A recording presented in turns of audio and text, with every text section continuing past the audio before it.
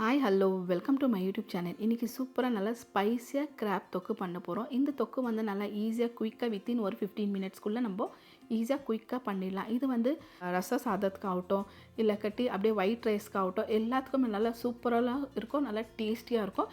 இது வந்து இந்த கோல்டு சீசனில் நல்லா சூப்பராக இருக்கும், நல்லா டேஸ்டியாக இருக்கும். வாங்க பார்க்கலாம் இதுக்கு தேவையான பொருள் என்னென்னட்டுன்னு. பாருங்கள், ஒரு கடாயை வச்சுட்டு கொஞ்சமாக ஆயில் சேர்த்துட்டு ஒரு பெரிய சைஸ் 2 ஆனியனு கொஞ்சம் கருவேப்பிலை சேர்த்துட்டு நல்லா வதக்கி விட்டுக்கலாம். கொஞ்சம் கலர் நல்லா சேஞ்ச் ஆகிற வரைக்கும் ஃபுல்லாக நம்ம ஆனியன் வந்து பொடியாக தான் கட் பண்ணி சேர்த்துனுக்குறோம். கொஞ்சமாக கருவேப்பிலை சேர்த்துட்டு நல்லா கொஞ்சம் ப்ரௌன் ஆகிற வரைக்கும் நல்லா வதக்கி விட்டுக்கலாம். பாருங்கள், இந்த அளவுக்கு ஆனியனும் ஒரு 2 தக்காளி, சின்ன சைஸ் தான் 2 தக்காளி, கொஞ்சமாக ஜிஞ்சர் கார்லிக் பேஸ்ட்டு 1 டீஸ்பூன் அளவு அவ்வளோதான் சேர்த்துட்டு நல்லா வதக்கி விட்டுக்கலாம். ஃபுல்லாக நம்ம இன்றைக்கி கிராப்பு தொக்கு பண்ணுறதுனால ஜாஸ்தி தண்ணி எதுவுமே இல்லை, ஜாஸ்தி மசாலா தக்காளி எல்லாம் சேர்க்கல, கொஞ்சமாக தான் சேர்த்துக்கிறோம்.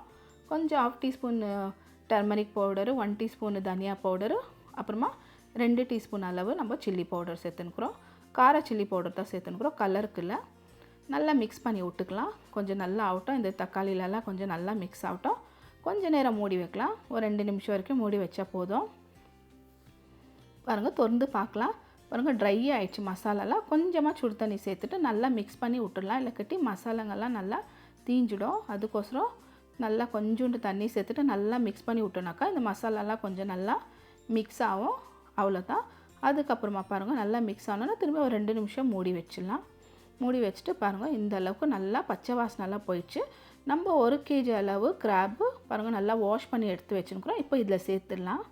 சேர்த்துட்டு நல்லா மேலே கீழே நல்லா மிக்ஸ் பண்ணி விடலாம்.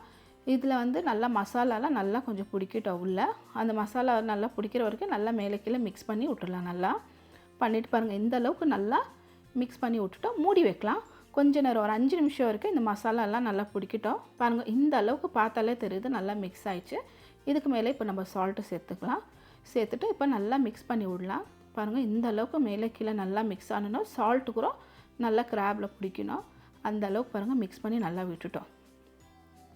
பாருங்கள், நல்லா மிக்ஸ் ஆகிடுச்சு. கொஞ்சமாக தண்ணி சேர்த்துக்கலாம். நான் இது எல்லாத்துக்குமே நான் சுடு தண்ணி தான் சேர்க்குறேன், பச்சை தண்ணி எதுவும் சேர்க்கவே இல்லை. பாருங்கள், தேவை எவ்வளோ இருக்குதோ கிராப்பு நல்லா கொஞ்சம் வேவத்துக்கோசரம் நம்ம தண்ணி சேர்த்துக்கிறோம். பார்த்தாலே தெரியுது பாருங்கள். கொஞ்சமாக ஒரு கிளாஸ் நினச்சிக்கோங்க, சின்ன கிளாஸில் 1 கிளாஸ் சேர்த்துட்டு நல்லா மிக்ஸ் பண்ணி விட்டுட்டோம் மேலே கீழே. இப்போ நம்ம மூடி வச்சிடலாம். ஒரு 5லேருந்து 8 நிமிஷம் வரைக்கும், 10 நிமிஷம் உள்ள வரைக்கும் நினச்சிக்கோங்க. பாருங்கள், இந்த அளவுக்கு நல்லா வெந்துடுச்சு. பாருங்கள், இதுக்கு மேலே ஒரு 1/2 டீஸ்பூன் அளவு garam masala, 2 green chilli cut பண்ணிவிட்டு, க்ரீன் சில்லி சேர்த்தா ஃப்ளேவருக்கு நல்லாயிருக்கும், டேஸ்ட்டாக இருக்கும். அதுக்கு மேலே கருவேப்பிலை கொஞ்சமாக, அதுக்கு மேலே கொத்தமல்லி சேர்த்துட்டு இப்போ நல்லா மிக்ஸ் பண்ணி விட்டுலாம் மேலே கீழே. ஏன்னா நம்ம கரம் மசாலா சேர்த்துக்கிறோம், க்ரீன் சில்லி எல்லாம் சேர்த்துக்கிறோம். நல்லா மிக்ஸ் பண்ணிவிட்டு ஃபுல்லாக விட்டுடலாம். விட்டுட்டு பாருங்கள், இந்த அளவுக்கு ஆயிடுச்சு.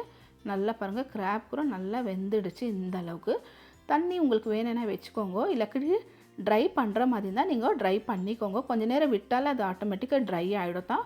பாருங்கள், நல்லா சூப்பராக நம்மளது கிராப்பு ரெடி ஆயிடுச்சு.